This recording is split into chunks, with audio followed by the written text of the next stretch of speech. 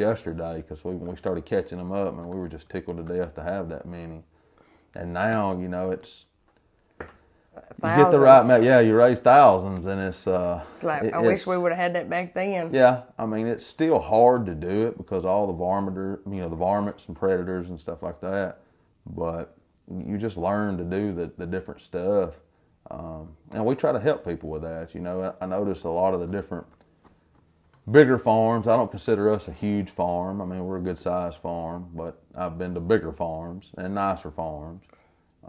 We're steadily working on it, just like anybody else, trying to improve stuff. You know, a lot of things, and I tell people when they come, you know, a lot of things that I built out here, I built it as cheap as I could to make it work. You know, when you first starting out growing something like that, you know, it's a mistake that I made. You're better off to build one nice pen than 5 cheap pens that's going to rot on you fast. But, you know, I did what I had to do with what I had at the time. So we're steadily out here trying to improve and work on the farm and make it look better and nicer. Back then we had a feed store. We had a feed store. We're doing it too. We were still both working full time. When I quit working in Huntsville, well, the paper mill, you were at the paper mill. And they shut down.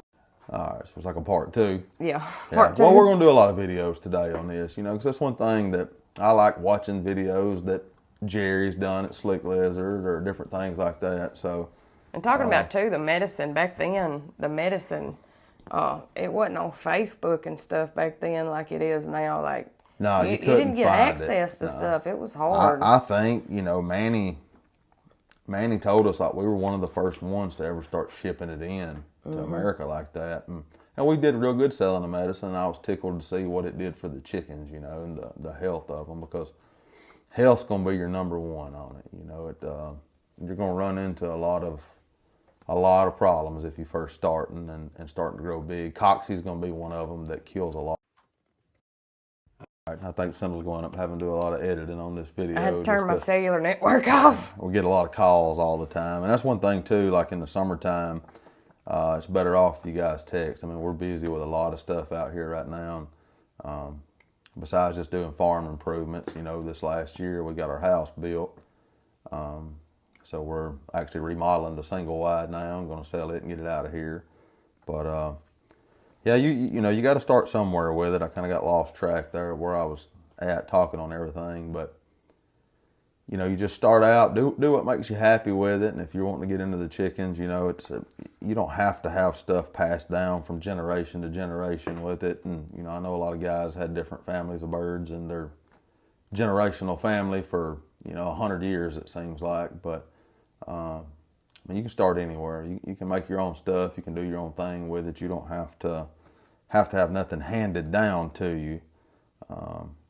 It's a lot of work. It's a lot of work to build it yourself and do it this way. But if that's your goal and you got your mind set to it, you can go anywhere with it. We come a long way from that 3/4 of an acre to now. There's probably, I don't know, we got about 8 acres out here that's got chickens on it, you know, and then of course the rest of the woods, the young ones can run loose in and helps them grow healthy and strong. But it's just a slow process. It takes you a while. I mean, look how many years we've been doing it now, and I'm still building stuff, still improving stuff, still learning different things that helps you not lose as many biddies and stuff like that. So what we'll do, I told her earlier, I noticed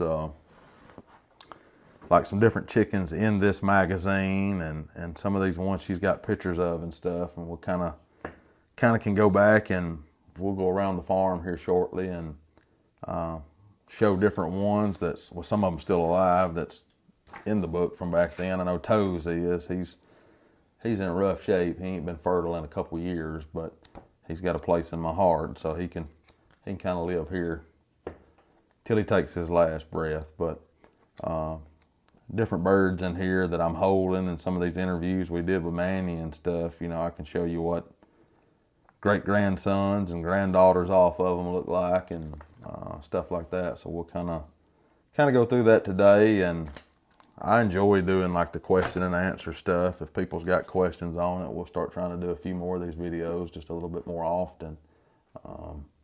But yeah, that's one big thing that we get a lot, you know, because I know some people inherit their, you know, dad's farms or grandfather's farms and stuff like that, and that's awesome. Don't let anybody tell you any type of thing because of that. You know, it's awesome if you're getting something, you know, it gives you a good starting point with anything. Then you can always tweak and do things the way you want to do with it. But no, we built this one. You know, like I said, my dad's helped us with a lot of stuff.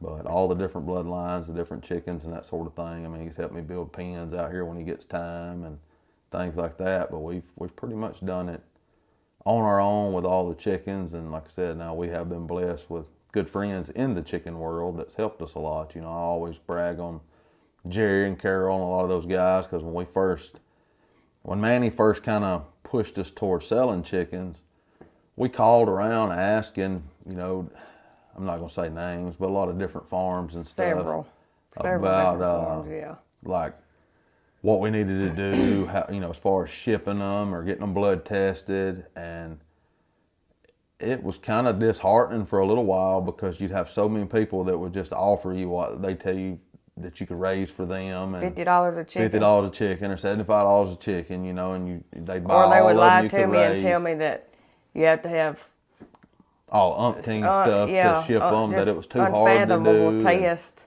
on the chickens. It's not too hard to do. You know, you can do it on your own. And if you got good chickens, they'll eventually get their name out there, and a good chicken will sell itself. That's just one thing. You know, I mean, I know in the chicken world, there's a lot of people that, you know, just because they get chickens from you, they won't advertise for you because they don't want nobody else around them having the same chickens, and I understand that. You know, when I was growing up, any chickens we had, you didn't sell extra chickens. That wasn't just something that you done back then. So I get it, people not wanting to let them know, you know, where the bloodlines come from and that sort of thing. But and just if you're gonna do it, just stick with it, and you know you'll make it happen. You don't have to have anything handed to you or passed down. You can build it.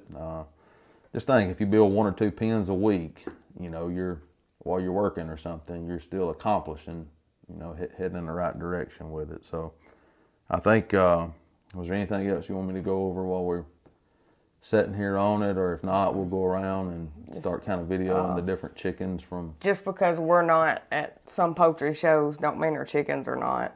Yeah, no, that's something too. We get a lot of stuff like, you know, y'all's chickens are just for taking pictures and this and that, just because we don't put our business on social media. Yeah. Now that's one thing. When it comes to the other side of the game fowl industry, you can over brag on yourself, and that just causes problems for you. You know, you don't have to just because you don't always see me there,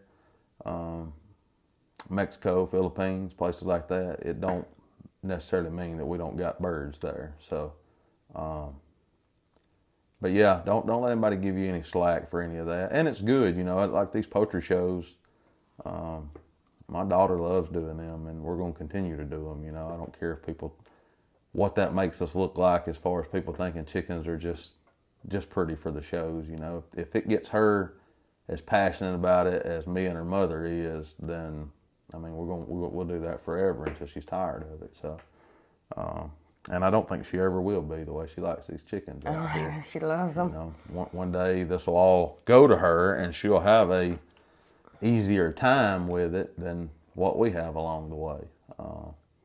But we have managed to get us a house built, and then we'll get this trailer out of here, which we'll do some different videos around today. But I'm going to be putting in I'm going to try to do a 40 by 80 pole barn just to do all my breeding under, with all new brood pens under. That's one of the big goals for this year.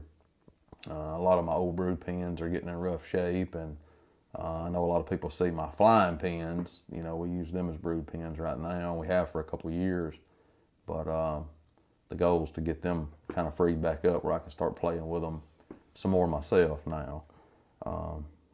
We're finally getting to a point where I'm wanting to go out and enjoy the birds myself a little bit too. So one thing that we're doing different, we're mostly raising pure stuff for the public now.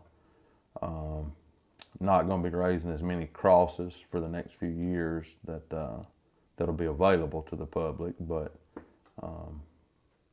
you know, we get out here and we kind of grind and do it every day. And if you do it all the time, you know, you'll learn a lot about it. You'll get it figured out and be able to do it on your own if this is your goal. It's tough. It's tough to stay up with the times. Like I said, I'm 39, but the chicken world has changed a lot in 39 years. You know, your great grandfather's old blood that was once the cat's meow of it. You know, more likely that it's too slow for today. But you just kind of have to kind of play it by ear and keep up with the times on it, and you know, to have the chickens that can be competitive now. But I guess what we'll do is we'll show some clips out of these magazines, some more pictures and stuff, and kind of go around the farm. And I've just noticed even in the magazine how much stuff's changed since back then, where, you know, some of them pictures. You hadn't had a chance to look at them in forever. Yeah, Those some of old the pictures magazines. that, you know, they've been up in, well, they've been stored away in boxes for forever. But, you know, this farm's changed a lot. Like where we're sitting now, it's kind of a trophy room shipping building. It's filthy right this second because we moved a lot of stuff out of the trailer and we hadn't got it cleaned back up. We're not shipping at this time of the year. But at one point in time, I think I had an incubator in here when we first moved here. Brooder boxes on wheels. There's a wall across there. It was brooder boxes on wheels rough in here. cleaning. I had baby chickens out back. Yeah, it was terrible trying to keep it clean, but you know, we just did what we could do with what we had. Yep. Trying to make it grow, and I remember even going now, to- I've got new chick buildings that I'm planning on building 7 or 8 new chick buildings this year. That's going to make things a little bit better once we get the trailer out of here and get the pole barn built. I've got some locations I've been cleaning out to try to put some 10 by 20 chick buildings with boxes in them, because a lot of my other old buildings are starting to rot and things like that on them. So I remember selling medicine at the shows even. yeah, we Raffling, set up at the shows, raffle, sell medicine. I mean, it takes a lot.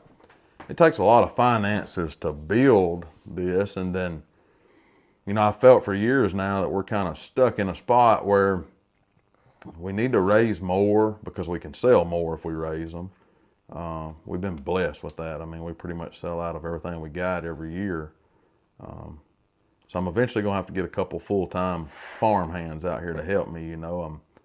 We're kind of too small not to, I mean, I feel like we're still a little too small to have several farm hands, but we're almost too big to not have, so. And you're too hands-on. Yeah.